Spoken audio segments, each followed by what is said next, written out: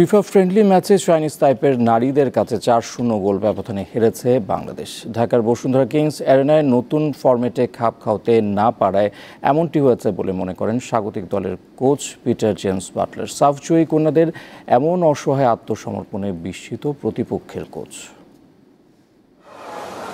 4-4-2 এমন ফরমেশনে ম্যাচ খেলে অভ্যস্ত বাংলাদেশ নারী ফুটবল দল। কোচ বদলের পাশাপাশি নতুন পজিশন 4-3-3-এ একাদশ সাজায় স্বাগতিক কন্যারা। কিন্তু অজানা প্রতিপক্ষ চাইনিজ টাইপের আক্রমণে কোণঠাসা হয়ে পড়ে তারা। 19 মিনিটে লিড পায় ব্লু ম্যাকপাইরা। 5 মাস পর আন্তর্জাতিক ম্যাচ খেলতে নামা সাবিনার দল প্রথমার্ধে হজম করে আরও 2 গোল। দুটিই ছিল দুর্বল লক্ষণের কারণে, আর তাতে ম্যাচের পুরো নিয়ন্ত্রণ নিয়ে নেয় সফরকারীরা।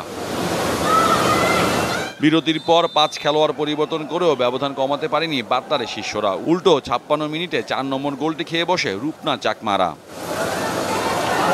পরাজয় ব্যবধান কমানোর সুযোগ পেয়েও তা কাজে লাগাতে পারেনি স্বাগতিকরা।